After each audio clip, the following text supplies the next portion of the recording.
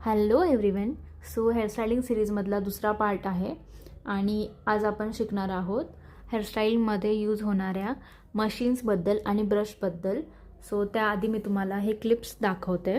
So हे clips आपण जेव्हा कर्ल्स वगैरे करतो तेव्हा कर्ल्सला सिक्युअर करण्यासाठी आपण हे क्लिप्स यूज करतो. सो येस, यामध्ये साईजेस येतात स्मॉल, मीडियम, लार्ज. सो ही आहे मीडियम साईज माझ्याकडे. अशा क्लिप्स तुम्ही तुमच्या वॅनिटीमध्ये ठेवू शकता, यूजफुल आहेत. ही एक क्रोकोडाईल क्लिप आहे माझ्याकडे. ही सुद्धा खूप यूजफुल आहे. जेव्हा आपण सेक्शनिंग करतो तेव्हा ही केसांना खूप छान होल्ड देते. माझ्याकडे हे एवढे बेसिक जे ब्रश तुम्हाला लागणार आहेत तेच मी ठेवले आहेत. सो हे 4 ब्रश तुम्हाला बेसिकमध्ये लागणारच आहेत. खूप ब्रशेस आहेत बट हे 4 मस्ट हॅव्ज आहेत. हा फर्स्ट ब्रश आहे जो की तुम्ही कर्ल केल्यानंतर नॉर्मल जर तुम्हाला कर्ल्स वेगळे करायचे असेल, सेपरेट आउट करायचे असेल तर तुम्ही या कोंबचा यूज करू शकता. सो हा कोंब आहे, याला म्हणतात व्हाईट टूथ कोंब. सो येस, आपला बेसिक जो आपण कोंब रेग्युलरली यूज करतो त्याच प्रकारातला हा एक कोंब आहे. हा एक कोंब आहे माझ्याकडे. सो हा आहे पिनटेल कोंब. सो ह्या कोंबचा यूज होतो जेव्हा आपण सेक्शनिंग करतो हेअर्समध्ये. सो वेगवेगळे सेक्शन काढण्यासाठी या पिनचा यूज होतो. आपण केसांना बॅक कोम्बिंग करतो तेव्हा ह्या ब्रशचा खूप यूज होतो. सो हा एक आहे माझ्याकडे ब्रश आणि ह्याला टीजिंग ब्रश म्हणतात, टीजिंग कॉम्ब. सो या ब्रशचा जेव्हा आपण केसांना स्लिक बन वगैरे करतो तेव्हा जेव्हा केसांना आपण वॅक्स अप्लाय करतो सो ते वॅक्स व्यवस्थित सगळ्या केसांमध्ये अप्लाय करण्यासाठी हे एक ॲप्लिकेटर आहे. हा सुद्धा खूप यूजफुल ब्रश आहे. सो हा तुम्ही तुमच्या व्हॅनिटीमध्ये ठेवू शकता. एक आहे निडल ब्रश, निडल कोंब यू कॅन से. सो ह्याचा जो पुढचा हा पार्ट आहे हे निडल्ससारखं आहे. जेव्हा आपण कर्ल्स करतो तेव्हा कर्ल्स सेपरेट आउट करण्यासाठी ह्याचा यूज होतो. कर्ल डिफायनिंगसाठी ह्याचा यूज होतो. तुम्ही हा ब्रशसुद्धा तुमच्या व्हॅनिटीमध्ये ठेवू शकता. सो बेसिक हे 4 ब्रशेस तुम्हाला तुमच्या व्हॅनिटीमध्ये ठेवायचेच आहेत ॲज अ बिगिनर. आपण पाहणार आहोत या ब्रशबद्दल. सो हा एक पॅडल कोंब आहे. पॅडल कोंबचा यूज असा आपण करतो की जेव्हा आपण ब्लो ड्राय करतो हेअर्सला, हेअर प्रिपरेशन करतो हेअरस्टायलिंगसाठी, तेव्हा ह्या पॅडल ब्रशचा खूप यूज होतो ब्लो ड्रायिंगसाठी.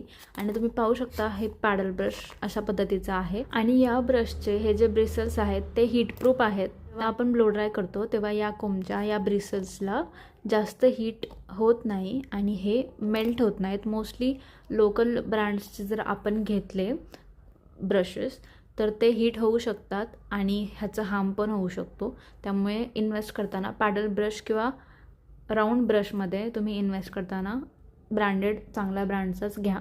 आता आपण टॉंग्सबद्दल पाहूया. सो माझ्याकडे ही एक टॉंग आहे.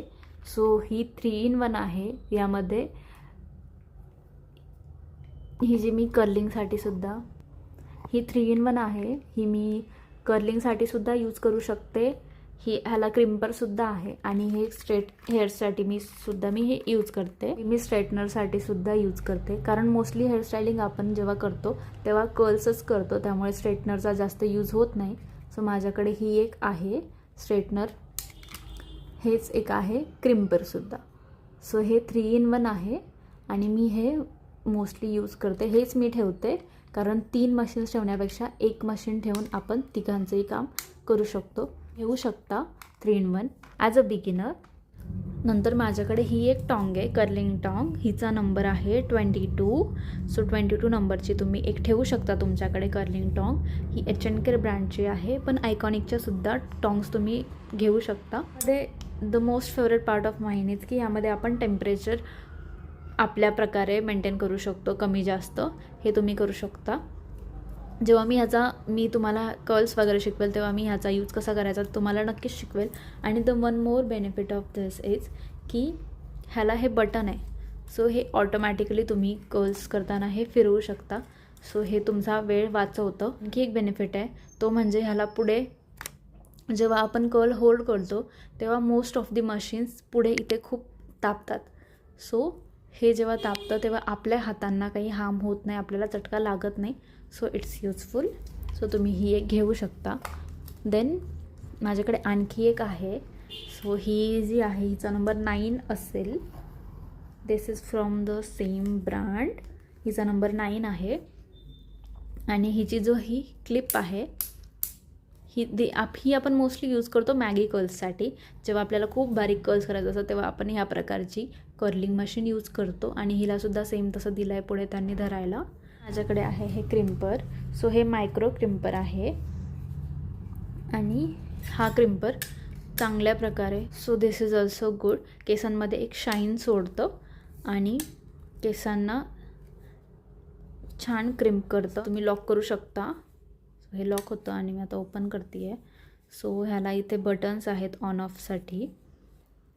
सो इथे ऑन ऑफचं बटन आहे, इथे टेम्परेचरसाठी आहे प्लस मायनसचं बटन. सो बेसिक व्हॅनिटी क्रिएशनसाठी तुम्हाला ह्या 4 मशीन्समध्ये इन्व्हेस्ट करायची गरज असते. सो तुम्ही ह्या 4 मशीन्समध्ये इन्व्हेस्ट करू शकता. मशीन्स आहेत, याची टिटॅनियम प्लेट्स आहेत आणि टिटॅनियम प्लेट्सच इन्व्हेस्ट करा कारण ते ऑइल कंट्रोल करतात, शाईन देतात. आणि ही जी सिरॅमिकवाली आहे ही माझ्याकडे आहे मशीन, त्याची प्लेट सिरॅमिक आहे. तर सिरॅमिक प्लेट्सचा एक ड्रॉबॅक आहे की ते ऑइल ऑब्झर्विंग नसतात आणि मोस्टली हेअर्सला शाईन देत नाहीत. नेक्स्ट पार्टमध्ये आपण पाहणार आहोत वेगवेगळ्या प्रकारचे हेअर स्टायलिंगसाठी लागणारे स्प्रेज, ते आपण कसे अप्लाय करायचे. तुम्हाला कुठल्याही प्रकारचं प्रॉडक्ट परचेस करायचं असेल तर मी लिंक डिस्क्रिप्शन बॉक्समध्ये देते आहे, तिथे जाऊन प्रॉडक्ट परचेस करू शकता. थँक्यू.